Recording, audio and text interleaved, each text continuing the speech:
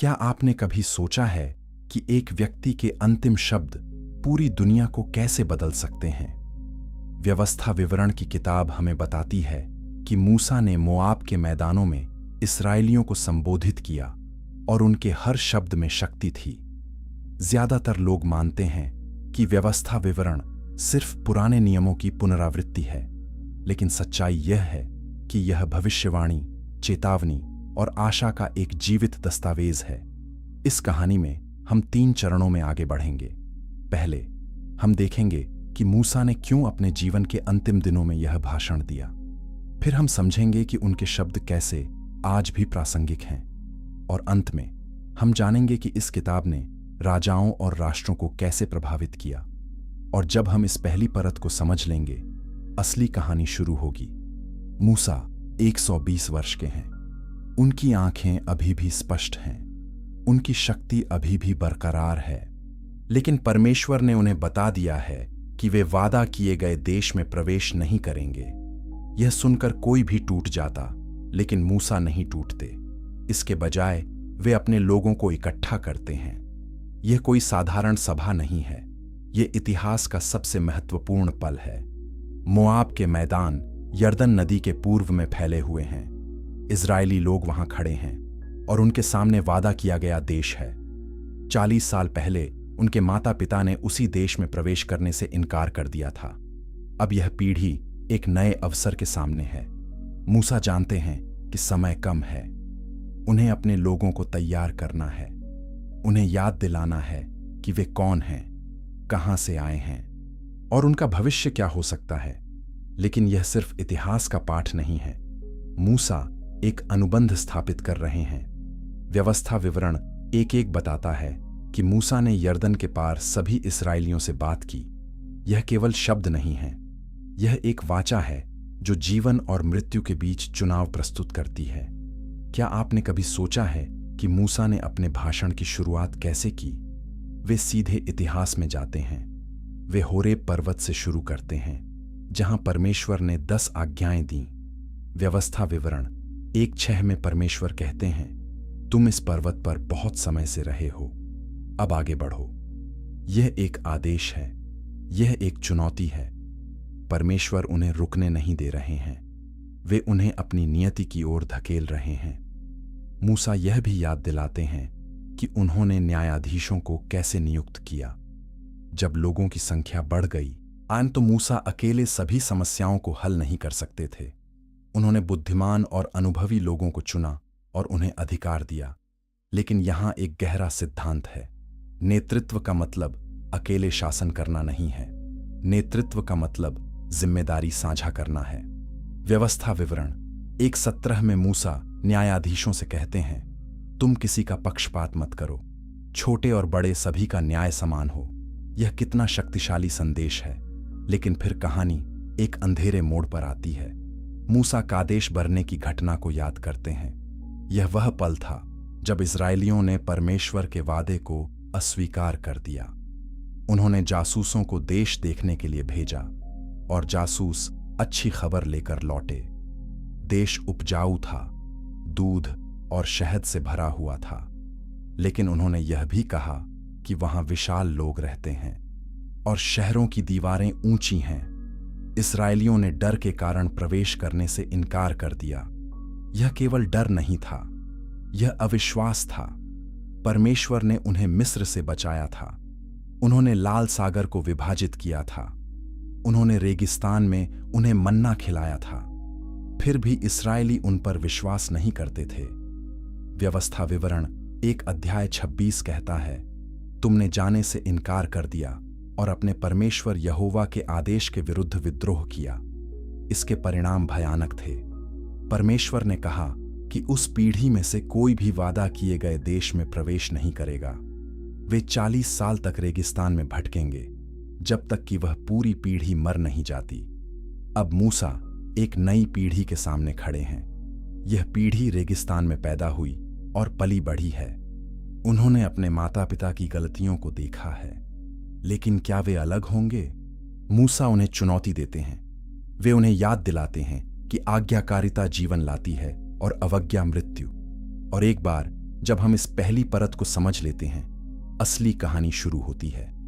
Chapter 2, वह डर जिसने एक पीढ़ी को नष्ट कर दिया। क्या एक गलत निर्णय पूरी पीढ़ी को नष्ट कर सकता है? कादेश बरने की घटना यही साबित करती है। व्यवस्था विवरण 1:22 बताता है कि इस्राएलियों ने मूसा से कहा कि हम अपने आगे लोगों को भेजें जो हमारे लिए देश का भेद लें। यह एक समझदार सुझाव लगता था, लेकिन इसके पीछे कुछ और था। वे पहले से ही डर रहे थे, वे पहले से ही संदेह कर रहे थे। 12 जासूस गए। उन्होंने 40 दिन देश का पता लगाया। जब वे लौटे तो उन्होंने अंगूर के बड़े गुच्छे, अनार और अंजीर लाए। उन्होंने कहा कि देश वास्तव में दूध और शहद से भरा है। लेकिन फिर 10 जासूसों ने एक खतरनाक रिपोर्ट दी। उन्होंने कहा, हम उन लोगों के खिलाफ नहीं जा सकते क्योंकि वे हमसे मजबूत हैं। हमने वहां नपीलियों को देखा और हम अपनी नजर में टिड्डियों के समान थे। केवल 2 जासूस, यहोशू और कालेब, ने अलग बात कही। कालेब ने कहा, हम तुरंत जाएं और देश पर अधिकार करें क्योंकि हम निश्चित रूप से ऐसा कर सकते हैं। लेकिन लोगों ने यहोशू और कालेब की नहीं सुनी। उन्होंने डर को अपने ऊपर हावी होने दिया। वे रात भर रोते रहे।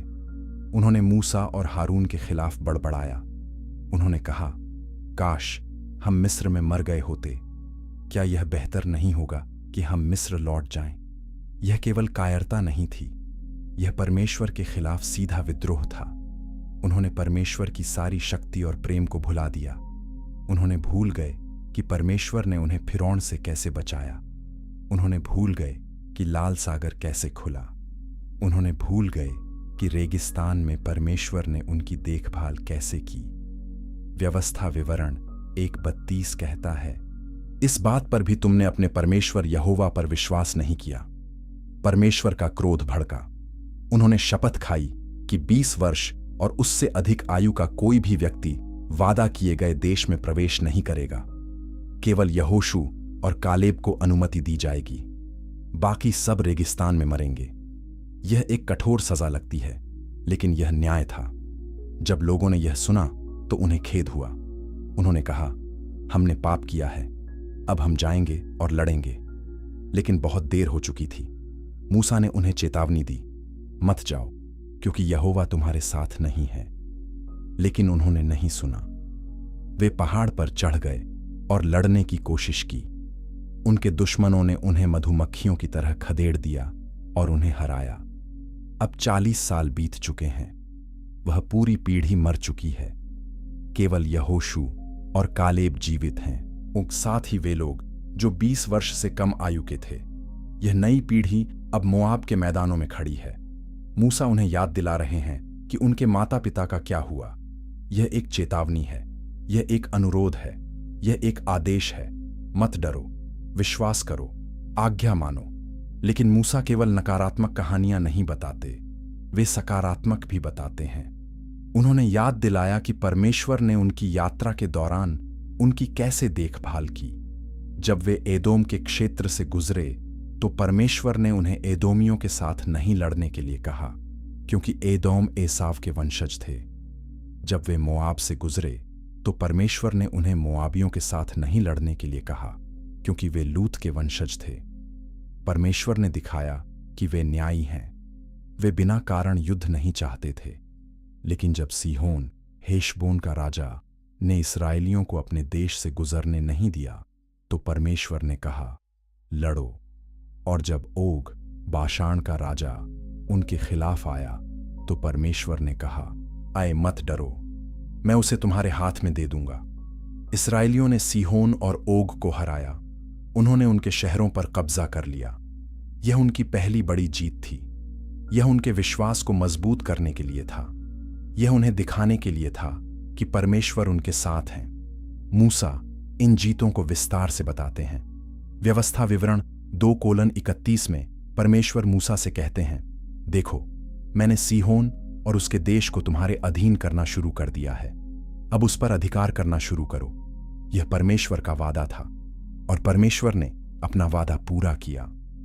सीहोन ने इस्राएलियों के खिलाफ युद्ध किया, लेकिन परमेश्वर ने उसे हरा दिया। इस्राएलियों ने सभी पुरुषों, महिलाओं और बच्चों को नष्ट कर दिया। यह क्रूर लगता है, लेकिन यह परमेश्वर का न्याय था। वे लोग भ्रष्ट थे, वे झूठे देवताओं की पूजा करते थे, उन्हें हटाना आवश्यक था। ओग के साथ भी यही हुआ। ओग एक विशाल व्यक्ति था, उसका बिस्तर लोहे का था और 9 हाथ लंबा था, लेकिन उसका आकार उसे नहीं बचा सका। परमेश्वर ने उसे भी हरा दिया। व्यवस्था विवरण 3:3 कहता है, इस प्रकार हमारे परमेश्वर यहोवा ने ओग और उसके सभी लोगों को हमारे हाथ में दे दिया। ये जीत केवल सैन्य जीत नहीं थी, ये आध्यात्मिक जीत थी। ये परमेश्वर की शक्ति और वफादारी का प्रमाण थी। मूसा ने इन विजित भूमियों को रूबेन, गाद और मनश्शे के आधे गोत्र को दिया, लेकिन उन्होंने एक शर्त रखी। इन गोत्रों के लोगों को यर्दन पार करना होगा और अपने भाइयों की लड़ाई में मदद करनी होगी। जब तक सभी को अपनी भूमि नहीं मिल जाती, तब तक वे आराम नहीं कर सकते। यह एकता का सबक था, यह जिम्मेदारी का सबक था। और एक बार जब हम इस दूसरी परत को समझ लेते हैं, असली कहानी और गहरी हो जाती है। चैप्टर 3। जब परमेश्वर युद्ध में उतरता है, क्या परमेश्वर वास्तव में युद्ध में भाग लेते हैं? व्यवस्था विवरण हमें बताता है कि हां, वे लेते हैं, लेकिन यह कोई साधारण युद्ध नहीं है। यह पवित्र युद्ध है, यह न्याय का युद्ध है। जब सीहोन और ओग ने इस्राएलियों पर हमला किया, तो परमेश्वर ने उनके खिलाफ लड़ाई लड़ी। यह सिर्फ मानव शक्ति नहीं थी, यह दैवीय हस्तक्षेप था। मूसा व्यवस्था विवरण 3 में बताते हैं कि कैसे परमेश्वर ने उन्हें बाशान की ओर जाने का निर्देश दिया। ओग उनके खिलाफ युद्ध करने के लिए निकला। ओग एक शक्तिशाली राजा था। उसके पास 60 शहर थे, जिनकी ऊंची दीवारें और द्वार थे। उसके पास एक विशाल सेना थी, लेकिन परमेश्वर ने मूसा से कहा, उससे मत डरो, क्योंकि मैंने उसे, उसके सभी लोगों और उसकी भूमि को तुम्हारे हाथ में दे दिया है। और ठीक वैसा ही हुआ। इस्राएलियों ने ओग और उसकी पूरी सेना को नष्ट कर दिया। उन्होंने सभी 60 शहरों पर कब्जा कर लिया। लेकिन यहां एक महत्वपूर्ण सवाल है, क्यों परमेश्वर ने इस्राएलियों को इन लोगों को पूरी तरह से नष्ट करने का आदेश दिया? क्यों उन्होंने दया नहीं दिखाई? इसका उत्तर उत्पत्ति 15:16 में मिलता है। परमेश्वर ने अब्राहम से कहा था कि कनानियों का पाप अभी पूरा नहीं हुआ है, लेकिन अब 400 साल बाद उनका पाप पूर्ण हो गया था। वे भ्रष्ट थे, वे हिंसक थे, वे झूठे देवताओं की पूजा करते थे और यहां तक कि अपने बच्चों को बलि चढ़ाते थे। परमेश्वर का धैर्य समाप्त हो गया था। अब न्याय का समय आ गया था। यह कठोर लगता है, लेकिन यह धार्मिकता का सिद्धांत है। पाप के परिणाम होते हैं। जब एक समाज इतना भ्रष्ट हो जाता है कि वह बच्चों को मार डालता है और दुष्टता को सामान्य बना देता है, वो तो न्याय आता है। परमेश्वर ने इन लोगों को 400 साल दिए, वे नहीं बदले। अब उन्हें हटाया जाना था ताकि इस्राएली उनके द्वारा भ्रष्ट न हो। मूसा ने इस्राएलियों को याद दिलाया कि परमेश्वर एक योद्धा है। व्यवस्था विवरण 3:22 में मूसा यहोशू से कहते हैं, उनसे मत डरो, क्योंकि तुम्हारे परमेश्वर यहोवा स्वयं तुम्हारे लिए लड़ेंगे। यह एक शक्तिशाली वादा था। यह केवल एक प्रोत्साहन नहीं था, यह एक सच्चाई थी। परमेश्वर अपने लोगों के लिए लड़ते हैं। वे अपने लोगों को नहीं छोड़ते। लेकिन फिर कुछ दुखद होता है। मूसा परमेश्वर से प्रार्थना करते हैं कि उन्हें यर्दन पार करने और वादा किए गए देश में प्रवेश करने की अनुमति दी जाए। व्यवस्था विवरण 3:25 में मूसा कहते हैं, मुझे पार जाने दो और उस अच्छी भूमि को देखने दो। लेकिन परमेश्वर ने इनकार कर दिया। उन्होंने मूसा से कहा, बस करो, इस बारे में मुझसे फिर कभी बात मत करो। तुम यर्दन पार नहीं करोगे। यह क्यों? क्योंकि मूसा ने मरीबा के जल पर पाप किया था। जब लोगों ने पानी की शिकायत की, तो मूसा ने गुस्से में चट्टान को मारा और अपने आप को महिमा दी। उन्होंने परमेश्वर को पूरी तरह से सम्मान नहीं दिया। इसका परिणाम यह था कि वे वादा किए गए देश में प्रवेश नहीं कर सकते थे। यह एक दुखद क्षण है। मूसा ने 40 साल इस्राएलियों का नेतृत्व किया। उन्होंने उनके साथ सब कुछ सहा। उन्होंने उनके लिए प्रार्थना की। उन्होंने उनकी रक्षा की। लेकिन अब वे उन्हें वादा किए गए देश में नहीं ले जा सकते। फिर भी मूसा विद्रोह नहीं करते।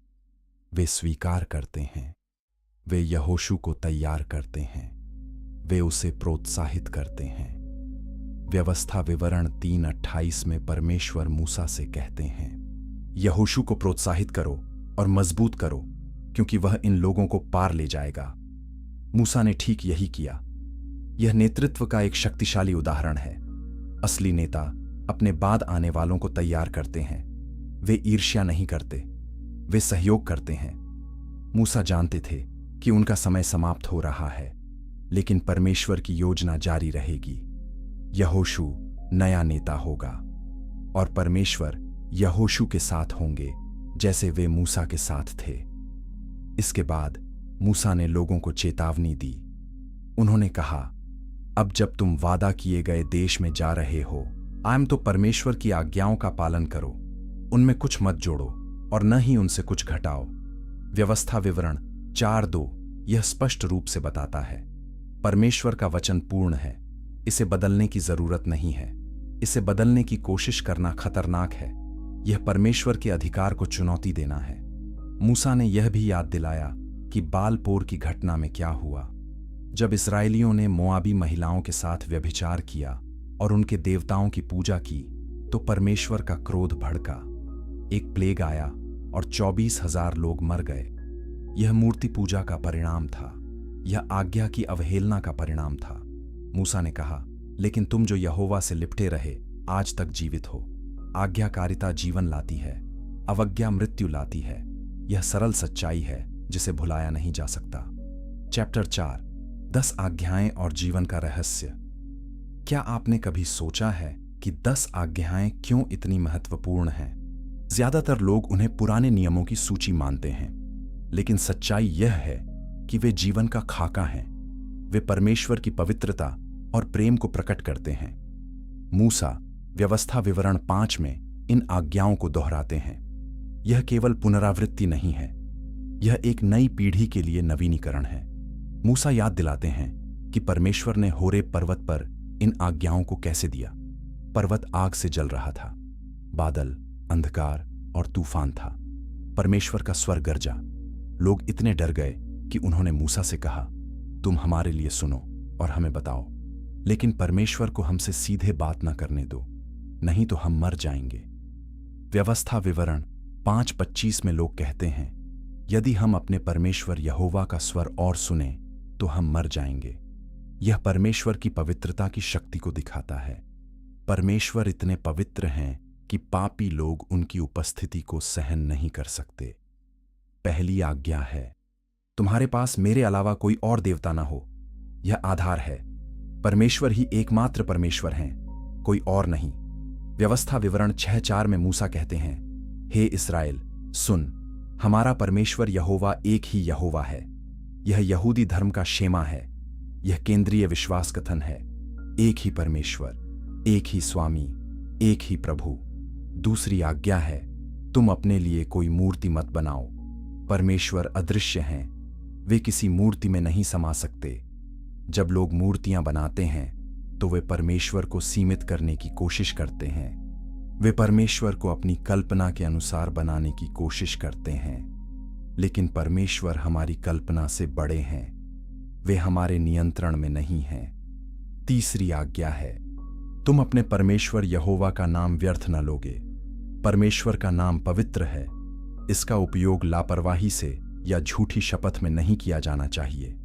परमेश्वर का नाम उनके चरित्र का प्रतिनिधित्व करता है। इसका सम्मान किया जाना चाहिए। चौथी आज्ञा है, विश्राम दिवस को पवित्र मानो। 6 दिन काम करो, लेकिन 7वें दिन आराम करो। यह आराम केवल शारीरिक नहीं है, यह आध्यात्मिक है। यह याद दिलाता है कि परमेश्वर ही प्रदाता हैं, हम नहीं। यह विश्वास का कार्य है। यह परमेश्वर पर भरोसा करना है कि वे हमारी जरूरतों को पूरा करेंगे, भले ही हम काम नहीं कर रहे हों। 5वीं आज्ञा है, अपने माता पिता का सम्मान करो। यह परिवार की नींव है। जब बच्चे अपने माता पिता का सम्मान करते हैं तो वे अधिकार और जिम्मेदारी सीखते हैं। यह समाज को स्थिर रखता है। व्यवस्था विवरण 5:16 कहता है, ताकि तुम्हारे दिन लंबे हों और तुम्हारा भला हो। 6ठी आज्ञा है, ओ तुम हत्या न करो। जीवन पवित्र है। केवल परमेश्वर ही जीवन देते हैं और लेते हैं। हत्या करना परमेश्वर की छवि को नष्ट करना है, क्योंकि हर व्यक्ति परमेश्वर की छवि में बनाया गया है। 7वीं आज्ञा है, तुम व्यभिचार न करो। विवाह पवित्र है। यह परमेश्वर और उनके लोगों के बीच संबंध का प्रतीक है। व्यभिचार उस संबंध को तोड़ता है। यह विश्वासघात है। 8वीं आज्ञा है, तुम चोरी न करो। दूसरों की संपत्ति का सम्मान करो। चोरी करना लालच से आता है। यह असंतोष से आता है। यह विश्वास की कमी से आता है कि परमेश्वर प्रदान करेंगे। 9वीं आज्ञा है, तुम अपने पड़ोसी के विरुद्ध झूठी गवाही न दो। सच्चाई महत्वपूर्ण है। झूठ न्याय को नष्ट करता है। यह रिश्तों को नष्ट करता है। परमेश्वर सत्य के परमेश्वर हैं और उनके लोगों को भी सत्य बोलना चाहिए। 10वीं आज्ञा है, न तुम लालच न करो। यह आज्ञा अलग है, क्योंकि यह बाहरी कार्यों के बारे में नहीं है। यह आंतरिक इच्छाओं के बारे में है। लालच सभी पापों की जड़ है। जब हम वह चाहते हैं जो हमारा नहीं है, तो हम असंतुष्ट हो जाते हैं। हम परमेश्वर के प्रावधान पर संदेह करते हैं। हम दूसरों से ईर्ष्या करते हैं। लालच से हत्या, व्यभिचार और चोरी होती है। ये 10 आज्ञाएं सिर्फ नियमों की सूची नहीं है, ये प्रेम की अभिव्यक्ति है।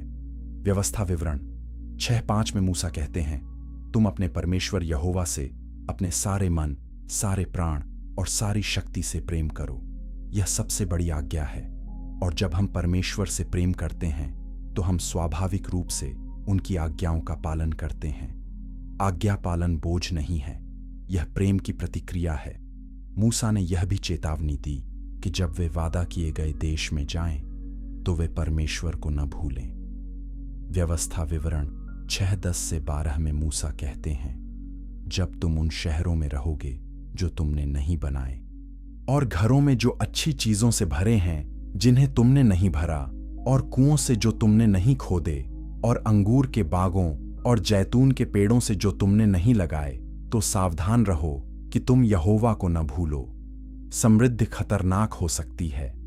जब सब कुछ अच्छा होता है, तो हम यह भूल जाते हैं कि परमेश्वर ही प्रदाता है। हम अपनी सफलता का श्रेय खुद को देने लगते हैं। यह आध्यात्मिक विफलता की शुरुआत है। चैप्टर 5, झूठे भविष्यवक्ताओं का खतरा। क्या आप झूठे भविष्यवक्ता को सच्चे से अलग बता सकते हैं? यह एक खतरनाक सवाल है, क्योंकि झूठे भविष्यवक्ता अक्सर बहुत विश्वसनीय लगते हैं। मूसा व्यवस्था विवरण 13 में इस खतरे के बारे में चेतावनी देते हैं। उन्होंने कहा कि यदि कोई भविष्यवक्ता या स्वप्न देखने वाला आता है और चिन्ह या चमत्कार दिखाता है और फिर कहता है, आओ हम दूसरे देवताओं का अनुसरण करें, तो उसकी मत सुनो। यह चौंकाने वाला है। भले ही भविष्यवक्ता चमत्कार करता हो, फिर भी यदि वह आपको परमेश्वर से दूर ले जाता है, तो वह झूठा है।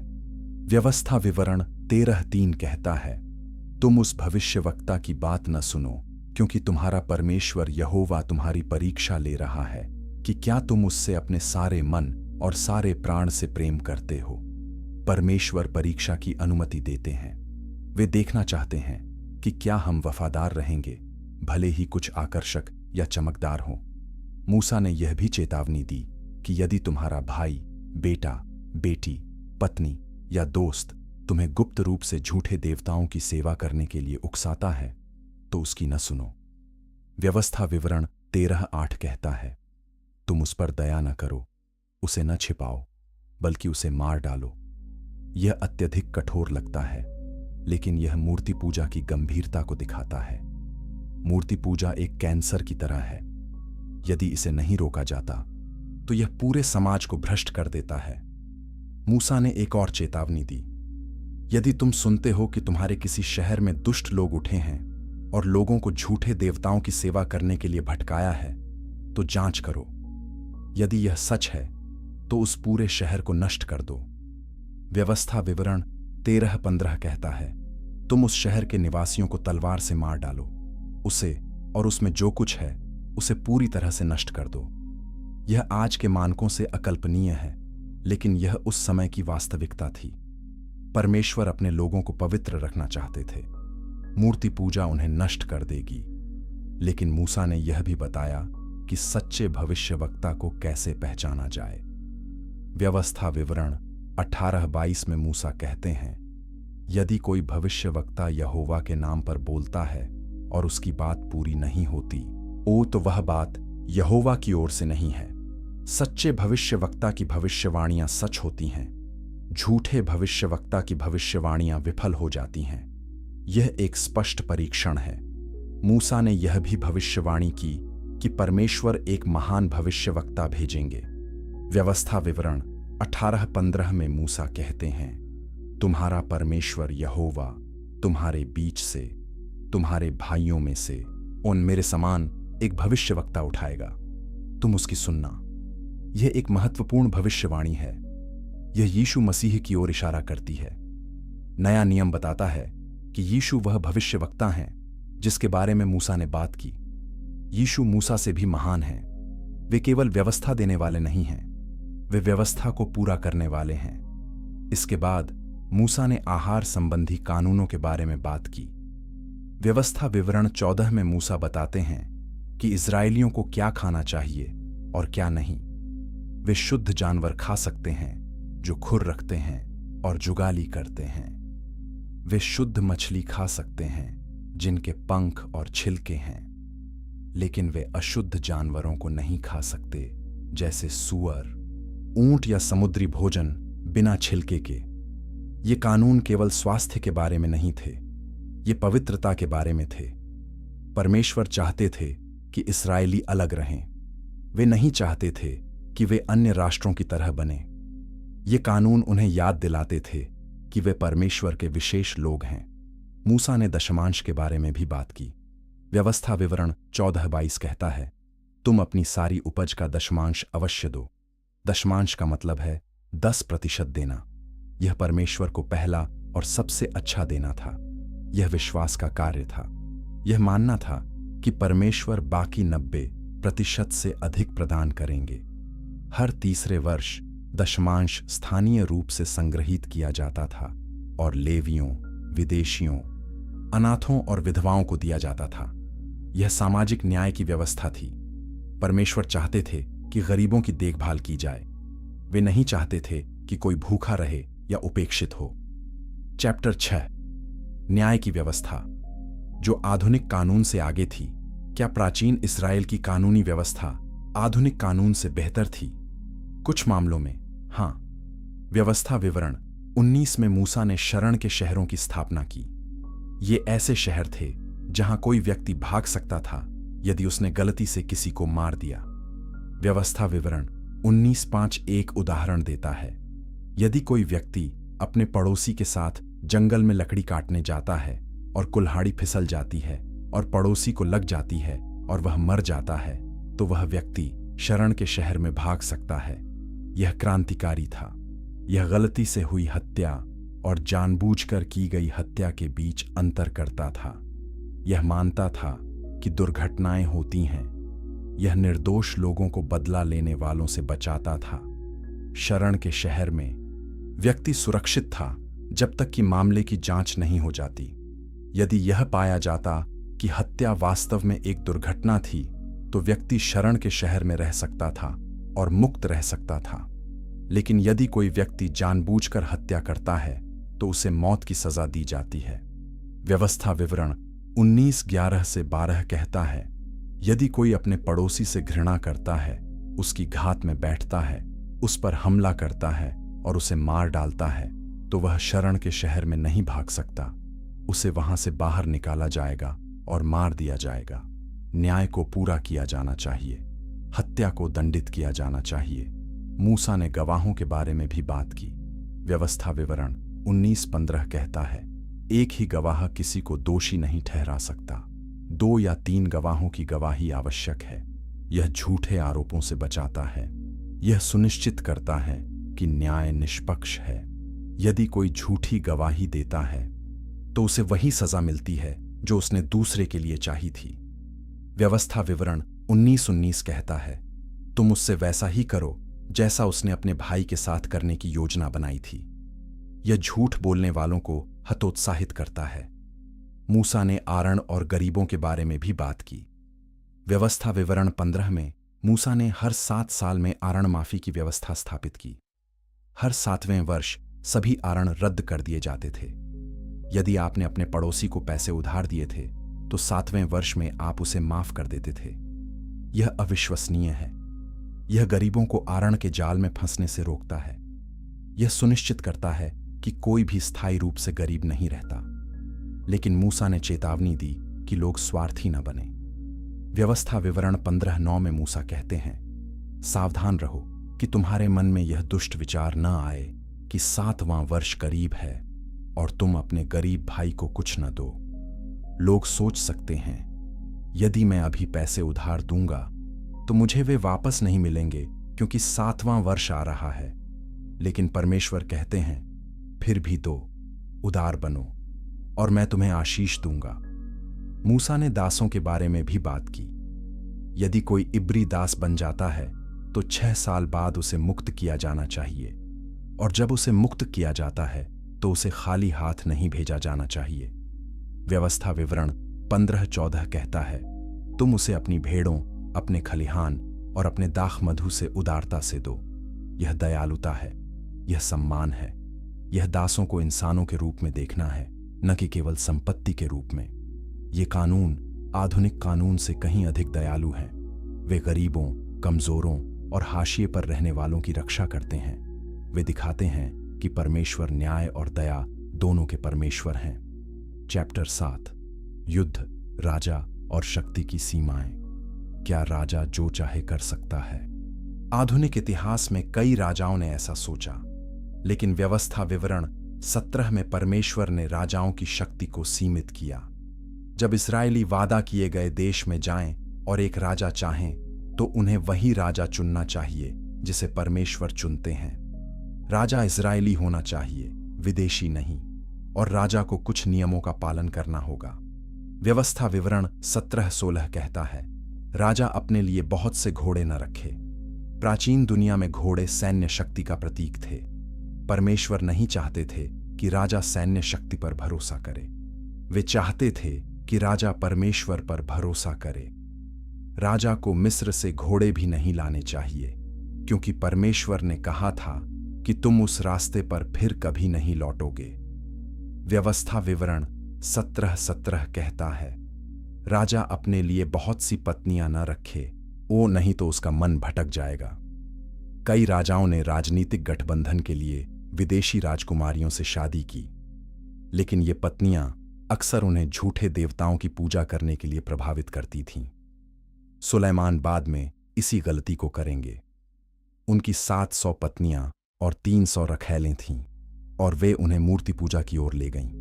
व्यवस्था विवरण 17:17 यह भी कहता है, राजा अपने लिए बहुत सा सोना चांदी इकट्ठा न करे।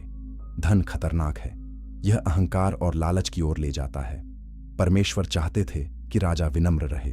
सबसे महत्वपूर्ण बात, व्यवस्था विवरण 17:18 से 19 कहता है, जब राजा सिंहासन पर बैठे आम तो उसे व्यवस्था की एक प्रति लिखनी चाहिए और हर दिन उसे पढ़ना चाहिए, ताकि वह परमेश्वर का भय मानना सीखे और सभी शब्दों और विधियों का पालन करे। राजा व्यवस्था से ऊपर नहीं था, राजा व्यवस्था के अधीन था। राजा को परमेश्वर का वचन पढ़ना और उसका पालन करना था। यह लोकतंत्र का आधार है, यह कानून के शासन का आधार है। कोई भी कानून से ऊपर नहीं है। मूसा ने युद्ध के नियमों के बारे में भी बात की। व्यवस्था विवरण 20 में मूसा ने बताया कि इस्राएली कैसे युद्ध करेंगे। जब वे युद्ध में जाते हैं तो याजक उन्हें प्रोत्साहित करता है। वह कहता है, हे इस्राएल, सुन, आज तुम अपने शत्रुओं के विरुद्ध युद्ध में जा रहे हो। तुम्हारा मन कमजोर न हो, मत डरो, क्योंकि तुम्हारा परमेश्वर यहोवा तुम्हारे साथ है। यह विश्वास का संदेश है। युद्ध केवल मानव प्रयास नहीं है, यह आध्यात्मिक संघर्ष है। फिर अधिकारी पूछते हैं, क्या किसी ने नया घर बनाया है और अभी तक उसमें नहीं रहा? आइन वह घर जाए। क्या किसी ने अंगूर का बाग लगाया है और अभी तक उसका फल नहीं खाया? वह घर जाए। क्या किसी ने सगाई की है और अभी तक शादी नहीं की? वह घर जाए। और क्या कोई डरा हुआ है? वह भी घर जाए, ताकि वह अपने भाइयों को भी डरा न दे। यह मानवीय है। यह समझता है कि लोगों के मन में अपूर्ण व्यवसाय हैं। यह डरपोक सैनिकों को नहीं चाहता जो दूसरों को कमजोर करें।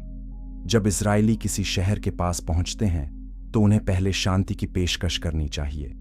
यदि शहर आत्मसमर्पण करता है तो लोगों को जीवित रखा जाता है और वे मजदूर बन जाते हैं। यदि शहर लड़ता है और हार जाता है तो सभी पुरुषों को मार दिया जाता है, लेकिन महिलाओं और बच्चों को बख्शा जाता है। लेकिन कनान के शहरों के लिए आदेश अलग है। उन्हें पूरी तरह से नष्ट किया जाना चाहिए ताकि वे इजरायलियों को अपने घृणित तरीकों को सिखा न सकें। यह कठोर लगता है, लेकिन यह उस समय की वास्तविकता थी। कनानी संस्कृति अत्यंत भ्रष्ट थी। वे बाल और अशेरा की पूजा करते थे। वे मंदिर वेश्यावृत्ति का अभ्यास करते थे। वे अपने बच्चों को मोलेक को बलि चढ़ाते थे। यह भ्रष्टाचार एक कैंसर की तरह थी। इसे हटाया जाना था। चैप्टर 8, विवाह और समाज के छिपे नियम। क्या प्राचीन कानून महिलाओं की रक्षा करते थे? हाँ, कई मायनों में। व्यवस्था विवरण 21 से 25 में मूसा ने विवाह, यौन नैतिकता और सामाजिक संबंधों के बारे में कई कानून दिए। ये कानून महिलाओं की गरिमा और अधिकारों की रक्षा करते थे। व्यवस्था विवरण 21:10 से 14 कहता है कि यदि कोई युद्ध में बंदी महिला से शादी करता है तो उसे 1 महीने का शोक का समय देना चाहिए। इसके बाद वह उससे शादी कर सकता है, लेकिन यदि बाद में वह उससे खुश नहीं है तो उसे मुक्त करना होगा। वह उसे बेच नहीं सकता या उसके साथ दुर्व्यवहार नहीं कर सकता। यह उस समय के लिए क्रांतिकारी था। यह महिलाओं को संपत्ति नहीं बल्कि इंसान मानता था। व्यवस्था विवरण 22:13 से 19 कुंवारीपन के आरोपों के बारे में बात करता है। यदि कोई पुरुष शादी के बाद अपनी पत्नी पर आरोप लगाता है कि वह कुंवारी नहीं थी तो लड़की के माता पिता सबूत प्रस्तुत कर सकते हैं। यदि आरोप झूठा पाया जाता है तो पुरुष को जुर्माना देना होगा और वह कभी अपनी पत्नी को तलाक नहीं दे सकता। यह झूठे आरोपों से महिलाओं की रक्षा करता है। व्यवस्था विवरण 22:28 से 29 बलात्कार के मामले से निपटता है। यदि कोई पुरुष किसी कुंवारी लड़की के साथ बलात्कार करता है तो उसे लड़की के पिता को 50 शेकेल चांदी देनी होगी और उसे लड़की से शादी करनी होगी और कभी तलाक नहीं दे सकता। यह आधुनिक दृष्टिकोण से अजीब लगता है, लेकिन उस समय यह लड़की की रक्षा करता था। एक बलात्कार की शिकार लड़की को अक्सर कोई नहीं अपनाता था। यह कानून सुनिश्चित करता था कि लड़की का भविष्य सुरक्षित रहे और बलात्कारी को जिम्मेदारी लेनी पड़े। व्यवस्था विवरण 24:1 से 4 तलाक से निपटता है। यदि कोई पुरुष अपनी पत्नी को तलाक देता है और वह दूसरे से शादी करती है तो पहला पुरुष उससे फिर से शादी नहीं कर सकता। यह महिलाओं को इस्तेमाल की जाने वाली वस्तु बनने से रोकता है। व्यवस्था विवरण 24:5 कहता है कि यदि कोई हाल ही में शादी करता है तो उसे 1 साल के लिए युद्ध या अन्य कर्तव्यों से छूट मिलनी चाहिए ताकि वह अपनी पत्नी को खुश रख सके। यह विवाह को प्राथमिकता देता है। यह रिश्ते के महत्व को मान्यता देता है। व्यवस्था विवरण 25:5 से 10 लेविरेट विवाह से निपटता है। यदि कोई पुरुष बिना बेटे के मर जाता है तो उसके भाई को विधवा से शादी करनी चाहिए ताकि मृत भाई का नाम मिट न जाए। यदि भाई इनकार करता है तो विधवा उसके सैंडल उतार सकती है और उसके चेहरे पर थूक सकती है। यह उसे सार्वजनिक रूप से शर्मिंदा करना है। यह विधवाओं की रक्षा करता है और पारिवारिक वंश को संरक्षित करता है। व्यवस्था विवरण 25:13 से 16 ईमानदार व्यापार के बारे में बात करता है। तुम्हारे पास 2 अलग अलग बांट नहीं होने चाहिए, एक भारी और एक हल्का। तुम्हारे पास ईमानदार बांट और ईमानदार माप होने चाहिए। बेईमानी परमेश्वर के लिए घृणित है। व्यापार में ईमानदारी आवश्यक है। व्यवस्था विवरण 24:6 कहता है, तुम किसी की चक्की या चक्की का ऊपरी पत्थर गिरवी न रखो, क्योंकि वह उसकी आजीविका है। यह गरीबों की रक्षा करता है। यह सुनिश्चित करता है कि लोग अपनी आजीविका कमा सकें। व्यवस्था विवरण 24:19 से 22 कहता है कि जब तुम अपनी फसल काटो तो खेत के कोनों को मत काटो, कुछ छोड़ दो ताकि गरीब, विदेशी, अनाथ और विधवा उसे इकट्ठा कर सकें। यह दान है, लेकिन यह गरिमा के साथ दान है। गरीब लोग भीख नहीं मांग रहे हैं, वे काम कर रहे हैं और अपना भोजन इकट्ठा कर रहे हैं। ये कानून दिखाते हैं कि परमेश्वर दयालु और न्यायी हैं। वे कमजोरों की रक्षा करते हैं। वे ईमानदारी और उदारता को प्रोत्साहित करते हैं। वे समाज को न्यायपूर्ण और दयालु बनाते हैं। चैप्टर 9, आशीष और श्राप का विभाजन। क्या आप आशीष या श्राप चुनेंगे? यह एक आसान सवाल लगता है, लेकिन व्यवस्था विवरण 27 से 28 में मूसा एक भयानक चित्र पेश करते हैं। जब इजरायली यर्दन पार करें तो उन्हें गिरिज्जीम और एबाल पर्वतों के बीच एक समारोह करना होगा। गिरिज्जीम पर्वत आशीषों के लिए होगा, एबाल पर्वत श्रापों के लिए होगा। व्यवस्था विवरण 27:15 से 26 में 12 श्राप सूचीबद्ध हैं। मूर्ति बनाने वाले पर श्राप, अपने माता पिता का अपमान करने वाले पर श्राप, पड़ोसी की सीमा हटाने वाले पर श्राप, अंधे को भटकाने वाले पर श्राप, विदेशी, अनाथ या विधवा के साथ अन्याय करने वाले पर श्राप, यौन अनैतिकता करने वाले पर श्राप, गुप्त रूप से हत्या करने वाले पर श्राप, रिश्वत लेकर निर्दोष को मारने वाले पर श्राप, परमेश्वर की व्यवस्था का पालन न करने वाले पर श्राप। हर श्राप के बाद सभी लोग कहेंगे आमीन। यह सार्वजनिक प्रतिबद्धता है। यह स्वीकार करना है कि ये श्राप वैध हैं। फिर व्यवस्था विवरण 28 में मूसा आशीषों और श्रापों का विस्तार से वर्णन करते हैं। यदि तुम परमेश्वर की आज्ञाओं का पालन करते हो तो तुम्हें आशीष मिलेगी। तुम शहर में और खेत में धन्य होगे। तुम्हारी संतान, तुम्हारी फसल और तुम्हारे पशुओं की संतान धन्य होगी। तुम्हारी टोकरी और तुम्हारा गूंधने का तसला धन्य होगा। तुम आते और जाते समय धन्य होगे। तुम्हारे दुश्मन तुम्हारे सामने हार जाएंगे। परमेश्वर तुम्हारे भंडार और तुम्हारे सभी कार्यों को आशीष देंगे। तुम ऊपर रहोगे, नीचे नहीं। तुम सिर होगे और पूंछ नहीं। यह अविश्वसनीय आशीष है। यह जीवन के हर पहलू को कवर करती है। यह व्यक्तिगत, पारिवारिक, आर्थिक, सैन्य और आध्यात्मिक है। लेकिन फिर श्राप आते हैं और वे भयानक हैं। यदि तुम परमेश्वर की आज्ञाओं का पालन नहीं करते तो तुम्हें श्राप मिलेगा। तुम शहर में और खेत में शापित होगे। तुम्हारी संतान, तुम्हारी फसल और तुम्हारे पशुओं की संतान शापित होगी। तुम आते और जाते समय शापित होंगे। परमेश्वर तुम पर भ्रम, हताशा और फटकार भेजेंगे। तुम्हें बीमारियां आएंगी। आकाश कांस्य होगा और भूमि लोहा। बारिश नहीं होगी। तुम्हारे दुश्मन तुम्हें हराएंगे। तुम एक रास्ते से उनके खिलाफ जाओगे और 7 रास्तों से भागोगे। श्राप और भी बदतर हो जाते हैं। तुम सगाई करोगे, लेकिन दूसरा तुम्हारी पत्नी के साथ सोएगा। तुम घर बनाओगे, लेकिन उसमें नहीं रहोगे। तुम अंगूर का बाग लगाओगे, लेकिन उसका फल नहीं खाओगे। तुम्हारे बेटे और बेटियों को गुलामी में बेचा जाएगा। तुम पागल हो जाओगे। व्यवस्था विवरण 28, 53 से 57 सबसे भयानक श्राप है।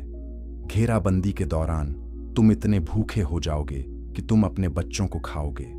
यह इतना भयानक है कि विश्वास करना मुश्किल है, लेकिन यह सच है। जब यरूशलेम को बेबीलोनियों ने घेरा तो यह वास्तव में हुआ। विलाप गीत 4:10 इसका वर्णन करता है। मूसा ने कहा कि इस्राएलियों को सभी राष्ट्रों के बीच बिखेर दिया जाएगा। वे वहां झूठे देवताओं की पूजा करेंगे।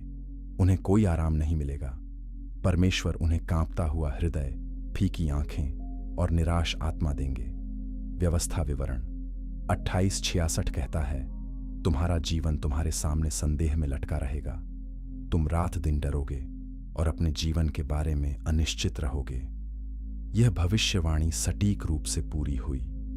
जब इस्राएलियों ने परमेश्वर की आज्ञाओं का पालन नहीं किया तो वे बिखर गए। वे बेबीलोन, असीरिया और अंततः रोमनों द्वारा जीत लिए गए। वे दुनिया भर में फैल गए। उन्होंने सदियों तक सताव सहा। यह सब व्यवस्था विवरण 28 में भविष्यवाणी की गई थी, लेकिन व्यवस्था विवरण 30 में आशा है। मूसा कहते हैं कि यदि इस्राएली पश्चाताप करें और परमेश्वर की ओर लौटें तो परमेश्वर उन्हें पुनः स्थापित करेंगे। व्यवस्था विवरण 30:3 कहता है, तब तुम्हारा परमेश्वर यहोवा तुम्हें बंधुआई से वापस लाएगा और तुम पर दया करेगा। वह तुम्हें उन सभी राष्ट्रों से इकट्ठा करेगा जहां उसने तुम्हें बिखेर दिया था। यह आशा का वादा है, यह बहाली का वादा है। चैप्टर 10 मूसा का भविष्यवाणी। गीत। क्या कोई गीत इतिहास की भविष्यवाणी कर सकता है? व्यवस्था विवरण 32 में मूसा ने एक गीत लिखा जो इस्राएल के भविष्य की भविष्यवाणी करता है। परमेश्वर ने मूसा से कहा कि यह गीत इस्राएलियों के खिलाफ गवाह होगा। जब वे विद्रोह करेंगे तो यह गीत उन्हें याद दिलाएगा कि परमेश्वर ने उन्हें चेतावनी दी थी। गीत की शुरुआत परमेश्वर की महिमा से होती है। व्यवस्था विवरण 32:3-4 कहता है, मैं यहोवा के नाम का प्रचार करूंगा। अपने परमेश्वर की महानता की घोषणा करो। वह चट्टान है, उसका कार्य सिद्ध है, उसके सभी मार्ग न्यायपूर्ण हैं। वह विश्वास योग्य परमेश्वर है जो कोई गलती नहीं करता। वह धर्मी और न्यायी है। फिर गीत इस्राएल के पाप का वर्णन करता है। व्यवस्था विवरण 32:5-6 कहता है, उन्होंने अपने भ्रष्टाचार से उसके साथ भ्रष्ट तरीके से व्यवहार किया। वे उसके बच्चे नहीं हैं, वे दोषपूर्ण और टेढ़ी पीढ़ी हैं। क्या तुम यहोवा को इस तरह चुकाते हो, हे मूर्ख और मूर्ख लोग? यह कठोर भाषा है, यह विद्रोह की गंभीरता को दिखाती है। गीत फिर याद दिलाता है कि परमेश्वर ने इस्राएल के लिए क्या किया। व्यवस्था विवरण 32:10-11 कहता है, उसने उन्हें रेगिस्तान में सुनसान जंगल में पाया। उसने उन्हें ढाल लिया, उनकी देखभाल की और उन्हें अपनी आंख की पुतली की तरह संरक्षित किया। जैसे एक चील अपने घोंसले को हिलाती है और अपने बच्चों के ऊपर मंडराती है, वैसे ही परमेश्वर ने इस्राएल की देखभाल की। यह सुंदर है, यह परमेश्वर के प्रेम को दिखाता है। लेकिन फिर इस्राएल ने विद्रोह किया। व्यवस्था विवरण 32:15 कहता है, यशूरून मोटा हो गया और लात मारी। तुम मोटे, स्थूल और भरे हुए हो गए। उन्होंने अपने निर्माता को त्याग दिया और अपने उद्धार की चट्टान को अस्वीकार कर दिया। समृद्धि ने उन्हें भ्रष्ट कर दिया। जब सब कुछ अच्छा था तो वे परमेश्वर को भूल गए। परमेश्वर ने कहा कि वे न्याय लाएंगे। व्यवस्था विवरण 32:21 कहता है, उन्होंने मुझे गैर देवता से ईर्ष्या दिलाई। उन्होंने मुझे अपनी बेकार मूर्तियों से क्रोधित किया। इसीलिए मैं उन्हें गैर लोगों से ईर्ष्या दिलाऊंगा। मैं उन्हें एक मूर्ख राष्ट्र से क्रोधित करूंगा। परमेश्वर विदेशी राष्ट्रों का उपयोग करके इस्राएल को दंडित करेंगे। यह भी पूरी तरह से हुआ। असीरियन, बेबीलोनियन और रोमनों ने इस्राएल को हराया। लेकिन गीत दया के साथ समाप्त होता है। व्यवस्था विवरण 32:43 कहता है, हे राष्ट्रों, उसके लोगों के साथ आनंद मनाओ, क्योंकि वह अपने सेवकों के खून का बदला लेगा। वह अपने दुश्मनों से बदला लेगा और अपने देश और अपने लोगों के लिए प्रायश्चित करेगा। परमेश्वर न्याय करेंगे, लेकिन वे बहाल भी करेंगे। यह अंतिम आशा है। मूसा ने यह गीत सभी इस्राएलियों को सिखाया। व्यवस्था विवरण 32:46 में मूसा कहते हैं, इन सभी शब्दों को ध्यान से सुनो जो आज मैं तुम्हारे खिलाफ गवाही के रूप में घोषित कर रहा हूं। अपने बच्चों को उन्हें सिखाओ ताकि वे इस व्यवस्था के सभी शब्दों का पालन करने में सावधान रहें। वे तुम्हारे लिए व्यर्थ शब्द नहीं हैं, वे तुम्हारा जीवन है। परमेश्वर का वचन केवल जानकारी नहीं है, यह जीवन है। उसी दिन परमेश्वर ने मूसा से कहा कि नेबो पर्वत पर चढ़ो और वादा किए गए देश को देखो, लेकिन तुम वहां नहीं जाओगे। व्यवस्था विवरण 32:52 में परमेश्वर कहते हैं, तुम दूर से देश देखोगे लेकिन उसमें प्रवेश नहीं करोगे। यह दुखद है, लेकिन मूसा स्वीकार करते हैं। वे जानते हैं कि परमेश्वर धर्मी है। चैप्टर 11 एक मृत्यु जो किसी ने नहीं देखी। क्या किसी की मृत्यु इतनी रहस्यमय हो सकती है कि कोई नहीं जानता कि उसे कहां दफनाया गया? मूसा की मृत्यु ऐसी ही है। व्यवस्था विवरण 33 में मूसा ने 12 गोत्रों को आशीर्वाद दिया। प्रत्येक गोत्र को एक विशेष आशीर्वाद मिला जो उसके भविष्य की भविष्यवाणी करता था। रूबेन को जीवित रहने का आशीर्वाद मिला। व्यवस्था विवरण 33:6 कहता है, रूबेन जीवित रहे और न मरे। यहूदा को युद्ध में शक्ति का आशीर्वाद मिला। लेवी को याजकत्व का आशीर्वाद मिला। बिन्यामीन को सुरक्षा का आशीर्वाद मिला। यूसुफ को समृद्धि और शक्ति का आशीर्वाद मिला। व्यवस्था विवरण 33:13-16 में यूसुफ का आशीर्वाद सबसे लंबा और सबसे समृद्ध है। यूसुफ के वंशज एप्रैम और मनश्शे शक्तिशाली होंगे। जबूलून और इस्साकार को व्यापार और समृद्धि का आशीर्वाद मिला। गाद को विस्तार और शक्ति का आशीर्वाद मिला। दान को एक शेर के बच्चे की तरह होने का आशीर्वाद मिला। नप्ताली को कृपा और आशीर्वाद का आशीर्वाद मिला।